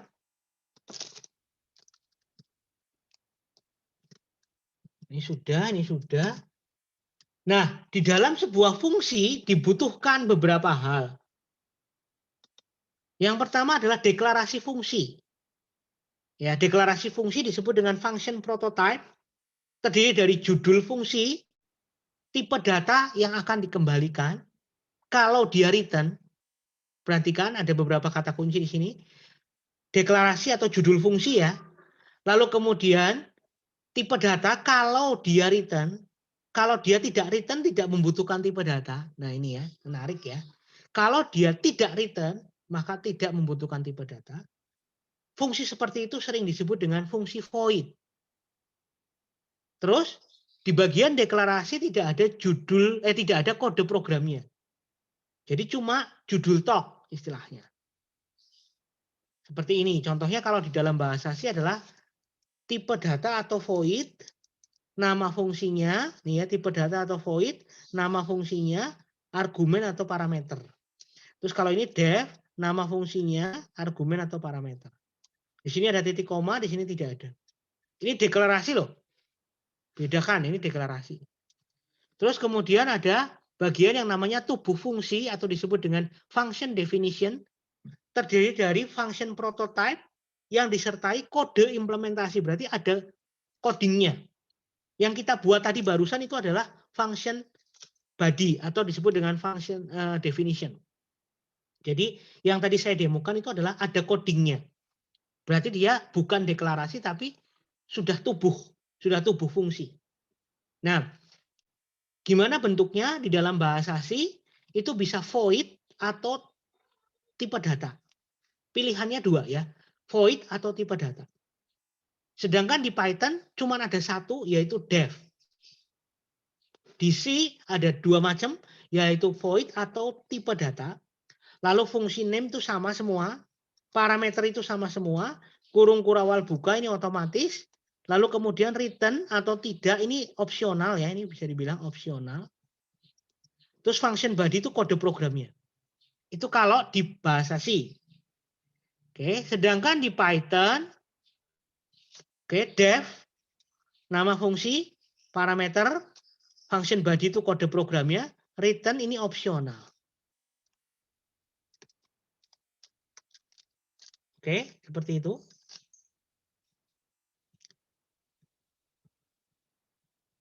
Deklarasi fungsi berarti nama fungsinya harus unik, tidak boleh kembar. Argumen atau parameter tidak harus ada, parameter boleh kosong. Perhatikan parameter boleh kosong. Tidak harus ada X1, X2 dan sebagainya, tergantung kebutuhan.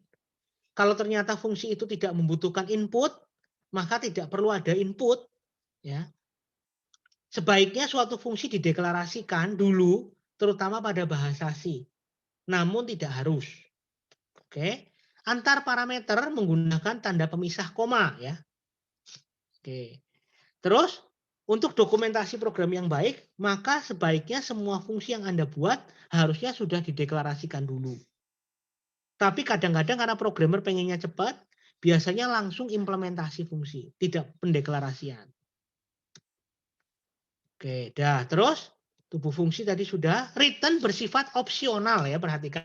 Return itu bersifat opsional, artinya tidak semua fungsi harus return. Pertanyaan utamanya adalah kapan suatu fungsi itu harus return, kapan suatu fungsi tidak harus return. Begitu ya. Nah, pertanyaan itu dijawab. Return wajib jika fungsi tersebut mengembalikan nilai berupa tipe data tertentu. Jadi return itu harus ada kalau fungsi tersebut akan mengembalikan nilai. Tapi return tidak harus ada kalau fungsi tersebut tidak berusaha atau tidak ingin mengembalikan nilai. Dalam bahasa C disebut dengan fungsi void. Nah, pertanyaannya adalah kapan saya harus mengembalikan nilai? Kapan saya harus tidak mengembalikan nilai? Betul ya? Berarti kan pertanyaan dasarnya gitu. Return itu opsional. Terus kemudian dia boleh ada, boleh enggak. Dia harus ada kalau mau mengembalikan nilai. Kalau tidak mengembalikan nilai, tidak perlu harus return. Berarti pertanyaan dasarnya adalah kapan program saya, fungsi saya, itu harus mengembalikan nilai, kapan fungsi saya tidak perlu mengembalikan nilai. Di contoh kasus pertama kita, yaitu menghitung jarak Euclidean distance, itu ternyata return. Artinya berarti mengembalikan nilai. Nilai apa? Nilai perhitungan jaraknya. Mengapa harus mengembalikan nilai perhitungan jarak? Karena kita menghitung sesuatu dan kemudian kita mau mengirimkan hasil perhitungan kita ke program utamanya. Sehingga harus mengembalikan nilai. Begitu ya. Oke. Nah, ini enggak usah dulu ya dalam bahasa C. Jadi pada Python tidak diperlukan deklarasi. Jadi deklarasi fungsi di Python tidak ada. Sudah langsung, tidak perlu dideklarasikan. Sedangkan di bahasa C itu sebaiknya ada. Nah, berarti di sini dikategorikan bahwa fungsi itu ada dua macam. Yang pertama adalah fungsi yang tidak mengembalikan nilai, yang disebut dengan fungsi void, dan fungsi yang mengembalikan nilai yang disebut dengan fungsi biasa. Ya, fungsi biasa yaitu return value. Berarti ada dua macam fungsi yang mengembalikan nilai dan fungsi yang tidak mengembalikan nilai. Dari tadi pertanyaannya kapan saya pakai fungsi yang mengembalikan nilai, kapan saya tidak perlu fungsi yang mengembalikan nilai. Oke, dah. Ini ya parameternya tadi sudah. Parameter itu bisa kosong, parameter itu bisa kosong, parameter bisa satu, parameter bisa banyak. Ya, jadi argumen itu bisa inputnya itu bisa banyak, bisa kosong, bisa satu. Terserah tergantung kebutuhan.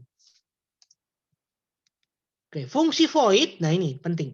Fungsi void adalah fungsi yang tidak mengembalikan nilai. Sedangkan fungsi non void adalah fungsi yang mengembalikan nilai.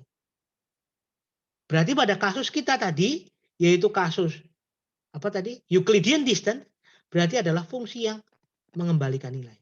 Fungsi yang sebelah kanan. Mengapa?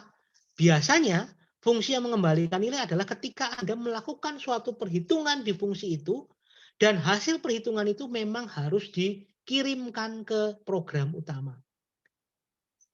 Contoh selain Euclidean, misalnya Anda mau mencari data. Mencari data di list.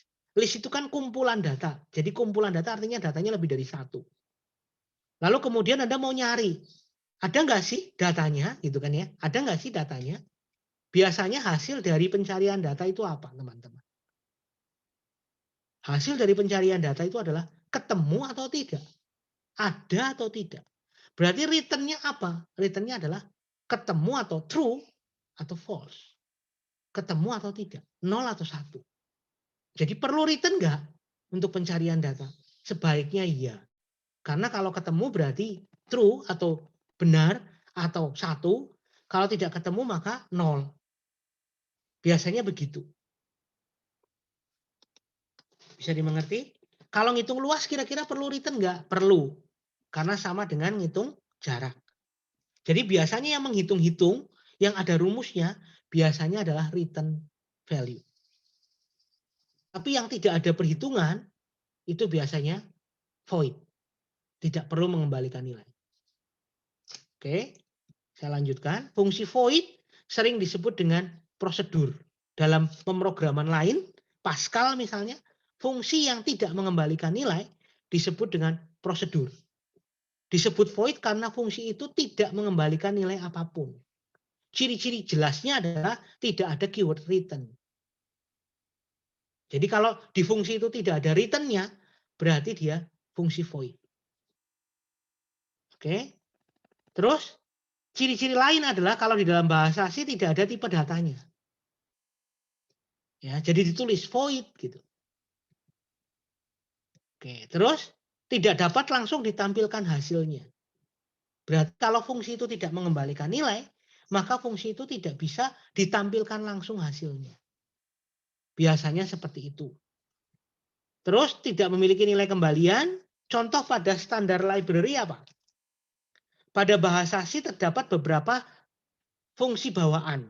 Contohnya adalah CLR SCR, clear screen. Clear screen itu apa? Clear screen itu adalah menghapus apa? Menghapus layar supaya bersih kembali. Nah, fungsi untuk menghapus layar itu disebut dengan CLR SCR. Ini adalah merupakan contoh yang sifatnya void. Ya, sifatnya void, berarti tidak mengembalikan nilai. Lalu ada GoToXY. GoToXY juga void. Text color juga void. Sedangkan pada Python, contohnya print dan system itu juga void. Ya, ini contoh beberapa fungsi bawaan yang void. Biasanya Anda tahu void atau enggak dari mana? Dari help, dari apa namanya? Dari documentation-nya. Jadi kalau Anda googling misalnya fungsi print di Python tuh kayak apa sih gitu ya. Dokumentasinya kan ada ya. Nah, Anda di situ nanti dijelaskan. Fungsi print itu void atau non void. Fungsi ini mengembalikan nilai atau tidak. Biasanya yang namanya pembuat fungsi itu harus membuatkan dokumentasinya. Jadi ada dokumentasinya, fungsi ini apa, parameternya gimana, terus kemudian mengembalikan nilai apa atau tidak mengembalikan nilai. Biasanya begitu. Terus kalau fungsi non void disebut dengan function. Jadi kalau Anda mengenal function itu sebenarnya non void. Ada keyword return-nya. Ya, ada keyword return-nya. Biasanya jelas sekali ada keyword return-nya. Terus ada tipe data kalau di dalam bahasa C. Tidak ada keyword void-nya, jadi tidak ada kata-kata void di dalam non void. Memiliki tipe kembalian, bisa dianalogikan sebagai suatu variabel yang memiliki tipe data tertentu. Terus contoh pada standar library adalah sinus. Sinus, cosinus, SQRT, square root itu tadi contohnya. Akar. Akar itu adalah mengembalikan nilai. Mengapa? Karena Anda mau menghitung akar 4 berapa? Oh 2. Sinus 20 berapa? Oh ada hasilnya gitu kan. Biasanya yang berupa perhitungan matematika itu sifatnya non-void. Printf juga non-void. Anda mungkin kaget, loh kok bisa printf itu non-void? Printf itu kan cuma ngeprint gitu kan. Printf itu kan cuma menampilkan di layar. Lah ngembaliin apa? Nah, Anda harus baca dokumentasi bahasa C. Anda cari coba di Google. Printf function. Lalu kemudian nanti akan keluar dokumentasi printf. Di situ akan kelihatan ternyata mengembalikan return type-nya ada. Return-nya apa? Return-nya ternyata adalah kalau Anda ngeprint tulisan Anton, A-N-T-O-N, itu nanti dia ngembaliin data berupa panjang dari yang di-outputkan. Panjang karakter yang di-outputkan. Jadi Anton itu saya lupa, kalau nggak 6 ya 5 gitu. Ngembaliin angka berupa 6 atau 5, saya lupa 5 atau 6 gitu. Kenapa kok 5 atau 6? Karena ANTON kan 5 ya. ANTON itu kan 5. Lah kenapa 6? Karena kalau nggak salah di bahasa situ ada karakter tambahan untuk tanda suatu string itu berakhir. Jadi 6 karakter. Saya lupa antara 5 atau 6. Nanti kita bisa coba. Printf itu ternyata mengembalikan nilai. Pengen tahu? Pastinya cari di dokumentasi. Jadi di library apapun saat ada fungsi, maka biasanya fungsi itu dikategorikan 2. Dia mengembalikan nilai atau tidak. Dan yang tahu siapa? Yang tahu adalah pembuatnya. Jadi Anda yang membuat yang akan tahu. Kalau Anda cuma pakai, maka caranya adalah cari di dokumentasi resminya. Di Python ada dokumentasi resminya. Maka ketika Anda menggunakan suatu fungsi di dalam Python, carilah dokumentasi resminya. Bagaimana cara pakai fungsi itu? Apa parameter inputnya? Apa parameter outputnya? Apakah dia mengembalikan nilai atau tidak? Itu selalu ada di dokumentasinya. Demikian juga ketika Anda sudah sukses nanti, Anda membuat fungsi sendiri, dijual misalnya, Anda harus membuat dokumentasinya. Supaya orang yang mau pakai, orang yang beli, itu akan tahu secara detail fungsinya itu mengembalikan nilai atau tidak, cara pakainya bagaimana, dan sebagainya. Jelas ya di sini ya? Kalau ada pertanyaan langsung jawab. Langsung tanya aja. Nah sekarang saya akan demo langsung. Demo di Python dulu. Ya, saya akan demo untuk menghitung penjumlahan dua buah bilangan.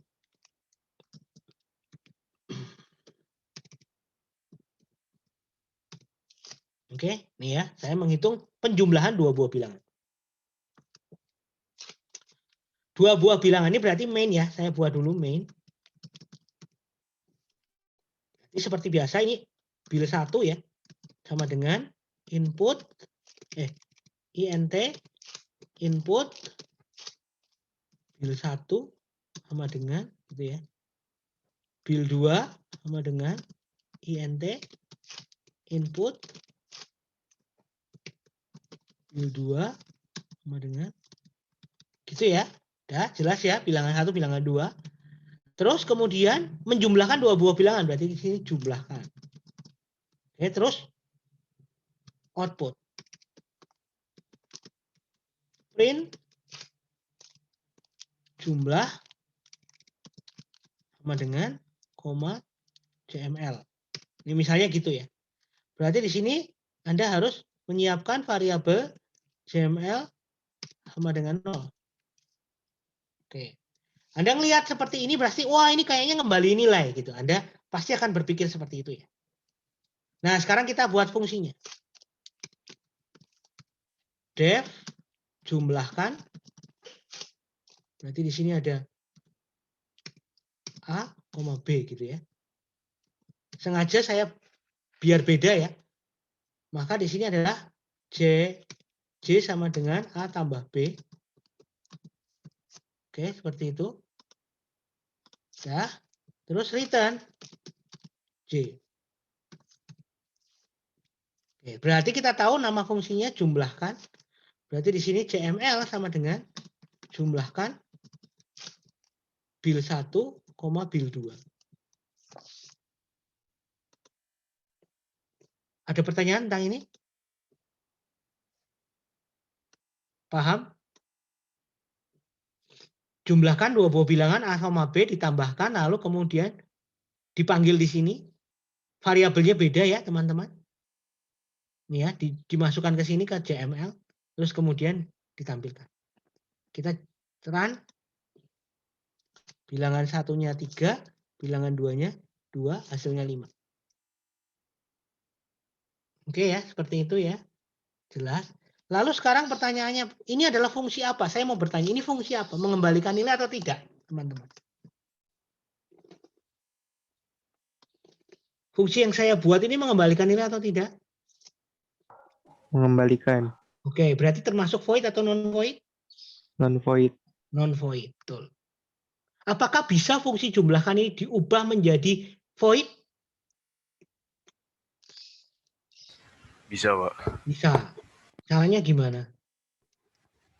Print J. Print J di mana? Di baris keempat, Pak, dihapus. Oke, baris keempat. Berarti di sini, saya akan ubah di sini menjadi print jumlah 2 ini ya, koma J. Nah, ini nggak usah return. Terus kemudian ini berarti karena ini tidak return, maka Anda buang lalu ditutup. Mengapa kok berubah jadi drastis begitu? Pertama, Anda harus lihat. Tidak ada return di sini. Karena tidak ada return, maka print-nya langsung di dalam. Tidak ada jalan untuk mengeluarkan hasil J-nya. Maka mau nggak mau ngeprint-nya harus di dalam sini. Karena tidak ada jalan untuk mengeluarkan J. Tidak ada jalan untuk mengirimkan J keluar. Maka mau nggak mau printnya di sini. Karena sudah ngeprint di sini, maka perhatikan di bawah tidak perlu ngeprint lagi. Jelas ya? Karena sudah ngeprint di dalam. Terus kemudian, mengapa saya hapus jumlah sama dengan jumlahkan? Kenapa saya hapus? Kenapa cuma panggil jumlahkan saja? Tidak perlu pakai JML sama dengan, kenapa? Karena tidak ada returnnya, tidak ada yang dikembalikan. Maka kalau tidak ada yang dikembalikan, maka tidak bisa mengeluarkan apa-apa. Sehingga tidak bisa ditampung. Ini nggak bisa. Kenapa nggak bisa? Karena tidak ada yang dikembalikan. JML sama dengan itu artinya dia menerima sesuatu dari dalam fungsi. Padahal tidak ada yang dikembalikan. Tidak ada yang dikeluarkan. Maka tidak ada yang bisa diterima. Sehingga Anda tidak bisa melakukan ini pada fungsi void. Jadi Anda tidak akan bisa menggunakan JML sama dengan fungsi kalau pada void. Tidak bisa. Mengapa? Karena tidak ada yang dikeluarkan. Anda bisa melakukan JML sama dengan jumlahkan kalau jumlahkan itu mengembalikan sesuatu. Jelas di sini? Mengapa saya hapus? Kalau ada bertanya silahkan. Ini saya jalankan hasilnya sama. Bilangan 1, misalnya ini sekarang saya balik 3,2. Jumlah sama dengan 5. Loh kok sama Pak? Nggak ada bedanya. Oh beda ding. Di sini jumlah titik 2. Yang di atas ini jumlah sama dengan. Ya, karena saya ngetiknya beda. Tapi terbukti bahwa ini berbeda. Ya. Berarti malah kebetulan. Malah beda. Berarti yang saya ketik ini jumlah titik 2. Yang bawah ini tadi jumlah sama dengan. Kelihatan bedanya. Jadi suatu fungsi sebenarnya bisa Anda ubah dari void menjadi non-void atau sebaliknya. Cuma masalahnya adalah apa cocok? Pertanyaannya gitu. Cocok atau enggak? Secara umum harusnya gimana? Itu yang perlu Anda, sense-nya itu perlu Anda lakukan di sini. Anda perlu belajar untuk mengetahui kapan sih sebenarnya saya sebaiknya menggunakan fungsi void, kapan sih saya sebenarnya menggunakan fungsi non-void. Biasanya fungsi void, sekali lagi, fungsi void adalah fungsi yang tidak mengembalikan nilai. Berarti biasanya di dalam fungsi itu outputnya mungkin lebih dari 1. Mungkin outputnya lebih dari 1. Biar jadi sulit untuk mengeluarkannya. Walaupun di Python output 3 juga bisa ya. Anda tahu kan ya? Menerima 3 parameter langsung bisa kan? Contohnya tadi X1, Y1 sama dengan input. Anda bisa lihat. Langsung bisa 2. Jadi sebenarnya tidak menjadi alasan, betul nggak? Tapi bahasa C misalnya, di bahasa C kita tidak bisa menerima output langsung 2, nggak bisa. Rata-rata bahasa pemrograman selain Python begitu ya, tidak bisa menerima parameter atau output langsung 2. Jadi kesimpulannya biasanya kalau programnya itu mengeluarkan output lebih dari 1, itu biasanya akan menjadi void.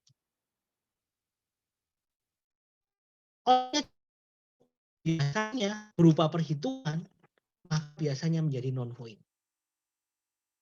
Contohnya ngitung luas, kan cuma 1. Mengetahui bilangan itu prima atau tidak. Mengetahui bilangan itu prima atau bukan misalnya. Itu kan berarti outputnya adalah true false kan? 1 kan? Apakah mengetahui bilangan itu genap atau ganjil? Itu kan outputnya 1. Maka biasanya itu non-void. Nah, contoh yang void apa? Ini contohnya di kasus ini. Yaitu, nah ini. Kasusnya ini. Contoh kasusnya ini. Mendefinisikan representasi koin. Definisikan sebuah fungsi yang dapat menentukan jumlah koin minimum untuk merepresentasikan suatu nilai uang tertentu. Definisikan sebuah fungsi yang menampilkan konfigurasi koin minimum. Perhatikan, kalau fungsi yang dapat menentukan jumlah koin itu kan berarti 1 buah. Jumlah keseluruhannya berapa? Maka dia void atau non-void. Kalau menentukan jumlahan, itu kan berarti outputnya 1 ya. Maka sebaiknya dia adalah non-void. Tapi yang nomor 2, definisikan sebuah fungsi yang menampilkan. Berarti kalau outputnya lebih dari 1, ditampilin semua. ditampilkan berarti kan mengembalikan semuanya. Maka biasanya karena kesulitan, maka biasanya sifatnya non void. Jelas sampai di sini? Mari kita lihat. Ada nilai koin ya, koin ini 1, 2, 5, 10 begitu ya. Koinnya itu 1, 2, 5, 10. Koinnya cuma ada 4 itu. 1, 2, 5, 10. Lalu kemudian ada nilai uang yang masuk. Terus ada berapa satuan, berapa duaan, berapa limaan, berapa sepuluhan. Gitu ya. Lalu jumlah koin minimum itu adalah dijumlahkan, di total. Di total itu namanya koin minimum. Contoh 97. 97 itu adalah sebuah mata uang atau uang begitu ya, pura-puranya 97 dolar misalnya. Lalu kemudian berapa sih puluhannya? Berapa sih koin sepuluhannya? Kalau dilihat dari biasanya Anda biasanya pakai kalau main monopoli itu ya. Main monopoli itu biasanya gitu. Ribuannya berapa? 500-annya berapa? Gitu. Biasanya begitu. Kalau ada Anda pernah mungkin jualan lalu kemudian ada orang nukar uang. Saya mau nukar 10 ribuannya 3, 2 ribuannya gitu. Gitu kan ya. Nah, itu sama modelnya gitu. Jadi dengan angka 97, maka koin 10-annya berapa, koin 5-annya berapa, koin 2-annya berapa, koin 1-annya berapa. Lalu di koin minimumnya ternyata 11. Dari mana angka 11? Mari kita lihat. Kita buat K1, K2, K3, K5, K10 itu pertama 0 semua. Terus kemudian K10 itu adalah nilai uangnya dibagi di modulus ya. Itu berarti di div itu artinya pembagian bilangan bulat. Makanya pakai slash ya. Pembagian bilangan bulat. Ini berarti hasilnya selalu integer. Ini hasilnya selalu integer. Berarti 97 div di 10 itu artinya 9. Kalau cuma 97/10 itu jadi 9,7. Ini salah ya, lain ya. Perhatikan ini, kalau pakainya slash doang, itu hasilnya 9,7. Tapi kalau pakai slash itu hasilnya 9. Nah, terus ini berarti 9 kan. Lalu nilai uang sama dengan nilai uang modulus 10. Berarti sisanya berapa? Sisanya 7. Oke, dengan sisa 7 ini Anda pakai lagi, yaitu nilai uang, yaitu 7 ini. Ini kan di sini 97 ya. 7 div 5. 7 bagi 5. Sama dengan berarti berapa? 1 ya. Karena kan sisanya berarti 2 ya. Sisa 2. Nah ini berarti nilai uangnya jadi 2. Lalu K2 nilai uang dibagi 2 berarti 2 dibagi 2 sama dengan 1. Sisanya 0. Terus kemudian nilai uangnya ini berarti habis ya. Tidak ada ya 0. K1. K1 berarti 0. K2 itu 1. K5 itu berapa tadi? 1. K10-nya 9. 9 tambah 1 tambah 1 berapa? 11. Bisa dimengerti di sini? Jadi kayak Anda membagi 97 itu di 10 berapa? 2-annya berapa? 1-annya berapa? Ternyata totalnya adalah 11. Maka dijumlahkan aja 1 tambah 1 tambah 9. Hasilnya 11. Kembalikan 11. Berarti bisa di print dong, yaitu 11. Karena dia return, lihat perhatikan karena ini return, maka dia bisa di print. Karena sebenarnya koin fungsi koin ini sebenarnya memiliki nilai yaitu 11. Maka bisa langsung di print. Oke, seperti itu. Ada pertanyaan? Teman-teman, halo? Oke, saya lanjut. Nah, ini yang pakai bahasa asing silahkan nanti dilihat sama aja. Ya. Cuma bedanya kalau di bahasa asing tidak pakai slash ya. Tapi slashnya tetap 1. Mengapa? Karena bahasa asing sendiri sudah integer. Ini K10 ini tipenya integer loh ini. Jadi dia sudah otomatis integer. Ini juga sudah otomatis integer semua. Jadi otomatis dia sudah integer. Kalau modulusnya sama, itu sisanya. Terus dijumlahkannya sama, terus dikembalikannya sama. Hasilnya adalah pakai persen D dong. Karena apa? Ini integer, yaitu 11. Bedanya di situ. Kalau di Python tidak perlu pakai persen-persen kan. Tapi kalau di C harus pakai persen. Oke. Nah, Itu kasus pertama. Nah, kasus yang kedua adalah konfigurasinya kayak apa. Konfigurasi itu artinya adalah bukan cuma 11-nya, tapi berapa sih puluhannya, berapa sih limaannya, berapa sih duaannya, berapa sih satuannya. Nah, maka konfigurasi itu berarti outputnya lebih dari satu. Outputnya lebih dari satu. Bisa dibilang ini kalau mau digab, di sini tuh harusnya ada 1, 2, ini ada berapa? 1, 2, 3, 4. Ada 4 output. Harusnya ada 4 output. Nah kan nggak bisa kalau 4 output gitu. Maka coret. Tidak perlu ada output sekalian. Karena nggak bisa menampilkan 4 output. Nggak semua bahasa pemrograman mampu menampilkan 4 output. Maka tidak usah ada output sama sekali. Kalau tidak usah ada output berarti tidak perlu mengembalikan nilai. Ngeprintnya langsung di dalam aja. Oke, ngeprintnya langsung di dalam aja. Maka langsung di print di dalam situ. Maka tampilannya di sini adalah tadi berapa? Ini ada 9, ini ada 1, ini ada 1, ini ada 0. Oke, di situ ya, jelas ya, 97 ya. Terus ketika ditampilin di sini, kenapa tidak print koin 97? Ada yang bisa membantu saya? Kenapa tidak print koin 97? Karena di Tadi dalamnya udah ya. nge-print, Pak. Di dalam Kenapa? fungsinya sudah nge-print dia. Karena di dalamnya sudah ngeprint. Kenapa kok ngeprint lagi? Jadi double gitu. Sebenarnya bukan karena itu ya, tapi betul jawabanmu itu betul. Cuma bukan karena sudah ngeprint, tapi karena tidak ada nilainya, maka tidak bisa diprint. Tidak ada return apapun, tidak ada sesuatu yang dikeluarkan dari DevCoin, maka tidak bisa ngeprint, tidak bisa diprint. Mau nggak ada nilainya kok mau diprint apa? Pas kebetulan ngeprintnya sudah di dalam. Karena printnya udah di dalam, masa double ngeprint. Itu secara manusia biasa istilahnya begitu ya. Secara orang awam. Kan sudah masa 2 kali ngeprintnya. Tapi secara programming, maka kenapa kok nggak boleh print koin 97?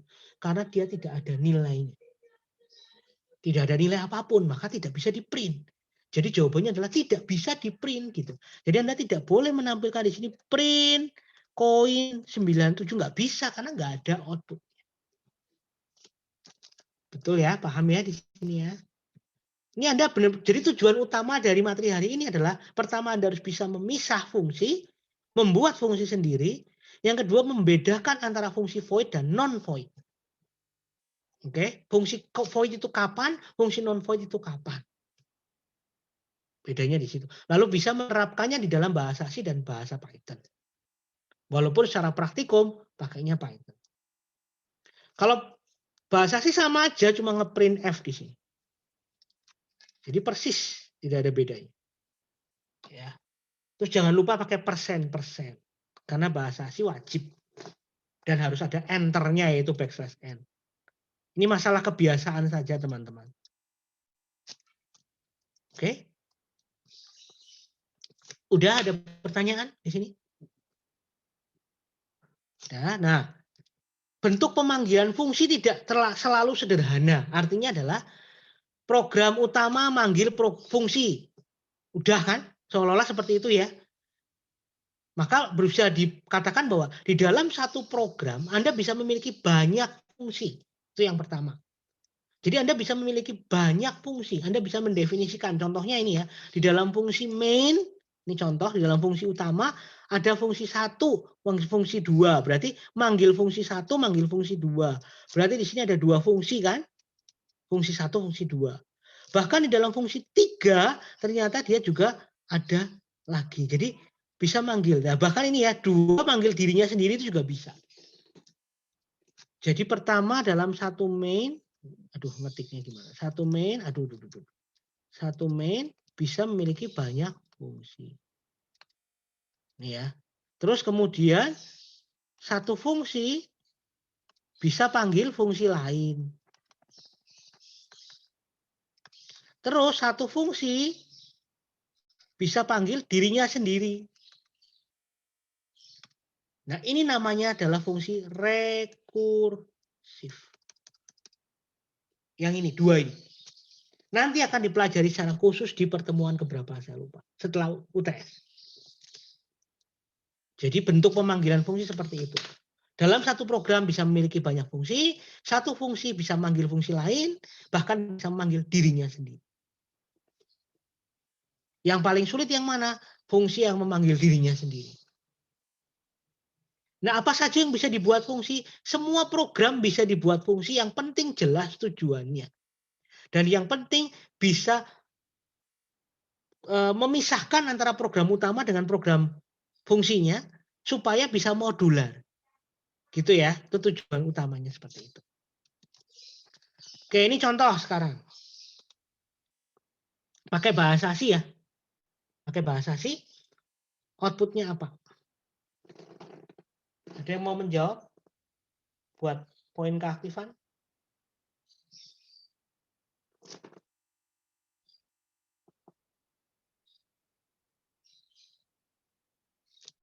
Udah ada jawabannya belum? Belum? Apa sudah? Oh sudah ya, udah ada jawabannya ya. Ya udah, nggak usah. Contoh nih, N-nya 7. Output N-nya 7. Jadi di sini N-nya 7 ya. Misteri ini nama fungsinya 7,10,3. Oke. Berarti gimana kalau 7,10,3? Ini kan 7,10,3. Ketika dia dikirimkan ke sini, maka otomatis 7 itu akan masuk ke A, 10 masuk ke B, 3 masuk ke C. Jelas ya? Berarti 10 di sini akan menjadi 7. A menjadi 7, B menjadi 10, dan C menjadi 3. Maka total sama dengan 7 dikali 10 dikali 3. Ya kan? Berapa? 70 kali 3, 210. Terus delta sama dengan 210 dikurangi A kali B. A kali B berarti 7 kali 10, jadi 70. 210 kurangi 70 berapa? 140. Oke, berarti return delta. Dihasilkan di sini. Deltanya berapa? 140. Coba kita lihat hasilnya. Oh, ini contoh yang lain. Angkanya 435 ya. Hasilnya berapa? Kalau 344 hasilnya berapa? Kalau 621 hasilnya berapa? Berarti artinya kesimpulan lain adalah di sini fungsi misteri bisa dipanggil berulang-ulang. Berarti fungsi misteri mengalami reusability. Bisa digunakan berulang-ulang. Bagus dong, bagus. Karena fungsi misteri dipakai berulang-ulang. Bisa ya cara ngitungnya fungsi ya? Ini ada pertanyaan tentang ini, teman-teman? 7, 10, 3. Bisa ya? Hasilnya 110 Bisa. betul ya? Jadi tinggal dihitung, rumusnya dikurang-kurangi, udah. Mudah. Oke, ini diulang-ulang, ya tinggal masukin aja angka-angkanya. Oke. Nah, terus kemudian ini contoh yang lain, definisikan dua buah fungsi, yaitu fungsi hi yang akan menampilkan hi apa kabar, dan fungsi hello yang akan menampilkan hi how are you. Maka program itu akan ditampilkan dalam 5 baris output. Hi apa kabar, berarti dia manggil fungsi yang mana? Fungsi hi. Terus kalau hi how are you, berarti dia manggil fungsi hello. Berarti tinggal diurutkan aja. Ya, jadi tinggal diurutkan aja. Ini berarti manggil fungsi yang mana, ini manggil fungsi yang mana, terus gitu.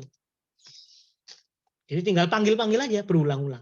Berarti dia menggunakan reusability. Gitu ya. Jadi ini bagus ya, karena bisa dipakai berulang-ulang. Ini contoh-contoh lain bisa Anda pakai. Oke, mungkin sampai di situ dulu untuk materinya, sudah jam 9.22. Udah ada jawabannya juga ya, ini outputnya dan sebagainya. Minggu depan sudah minggu UTS. Jadi ini pertemuan terakhir sebelum UTS.